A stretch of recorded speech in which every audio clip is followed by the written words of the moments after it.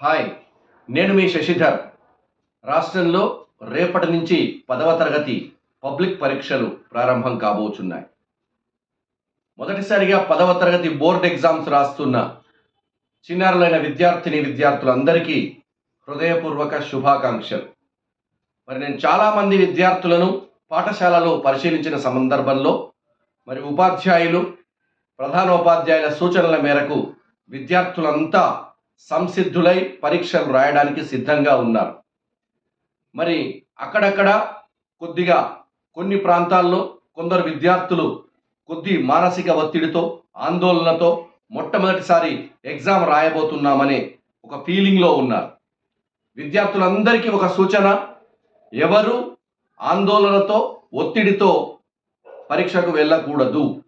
హాయిగా, ఆనందంగా మీ పాఠశాలలో హోమ్ ఎగ్జామ్స్ అవుతుంటే మీ ఇన్విజిలేటర్స్ ఏ విధంగా ఉన్నారో అక్కడ అదే విధంగా ఉంటారు.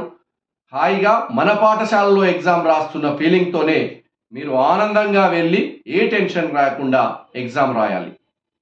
మరి విద్యార్థులందరికీ ఒక ముఖ్యమైన టెక్నిక్, ఒక టిప్ ఏంటి అంటే, 10 సార్లు వినడం కంటే ఒకసారి చదవడం, 10 సార్లు చదవడం కంటే ఒకసారి రాయడం చాలా ఉపయోగకరంగా ఉంటుందని నిపుణులు చెప్పారు. మనం నేర్చుకున్న జవాబులను కేవలం పరీక్షల్లో, ప్రీ ఫైనల్లో, ప్రాక్టీస్ టెస్టుల్లో మాత్రమే రాస్తున్నాం. రాయడం అనే ప్రక్రియ చాలా తక్కువ అయింది. చదువుతున్నాం కానీ రాసి పరీక్షించుకోవట్లేదు.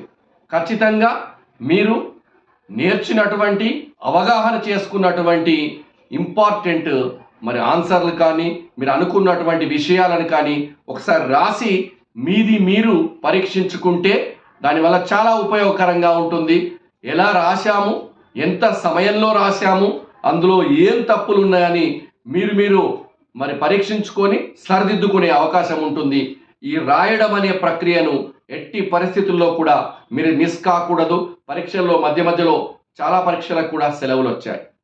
ఇక ఈ టెక్నిక్ను ఖచ్చితంగా మీరు వాడాలి.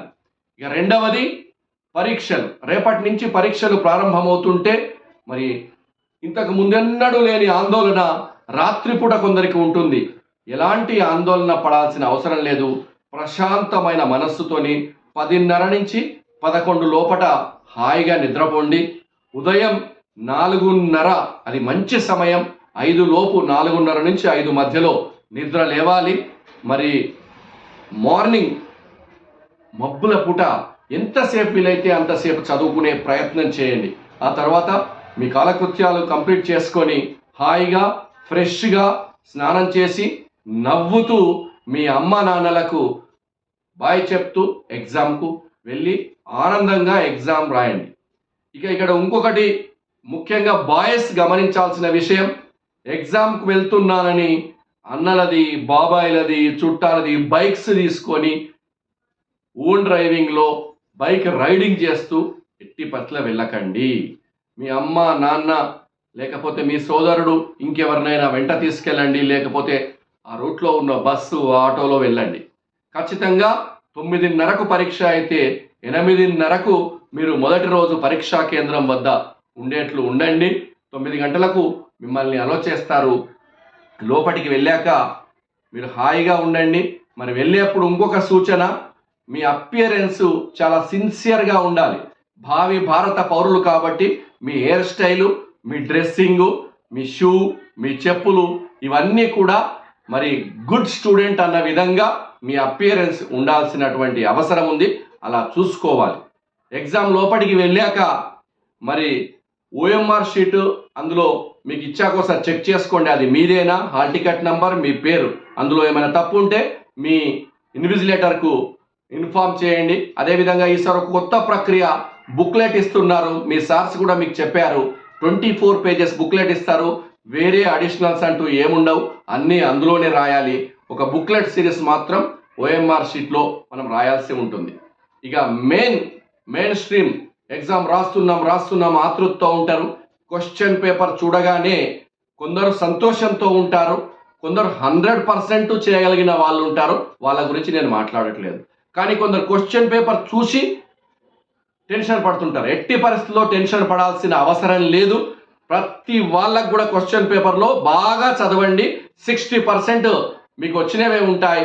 ఇంకొక 20% మీరు కొద్దిగా ప్రయత్నం చేస్తే వస్తుంది.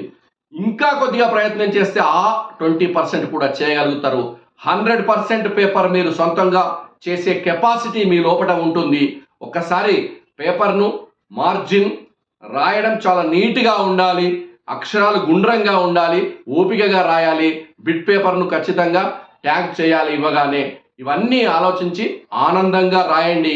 మరొక విషయం, నేను ఇంటెలిజెంటు, నాకు బాగా వస్తుంది, నేను బాగా రాస్తాను ఆతృతతో ఏది పడితే అది రాయకండి. మరొక సినిమా డైలాగ్ కూడా మీకు గుర్తు చేస్తున్నాను.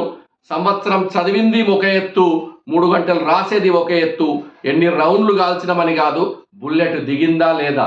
ఇచ్చిన ప్రశ్నలకు సూటిగా ఎన్ని లైన్లలో రాయాలో అన్ని లైన్లలో ఆన్సర్ రాయాల్సి ఉంటుంది. మరి 10వ తరగతి పిల్లలంతా కూడా చాలా బాగా చదువుకున్నారు. సమయం కాలమే దైవము, వృధా చేయటే పాపమని మహాత్మా గాంధీ అన్నారు. మరి సెలవుల్లో కూడా సద్వినియోగం చేసుకుంటూ ఈ ఎగ్జామ్స్ అన్ని కూడా మీరు విజయవంతంగా పూర్తి చేస్తారని ఆకాంక్షిస్తూ ఆల్ ది బెస్ట్.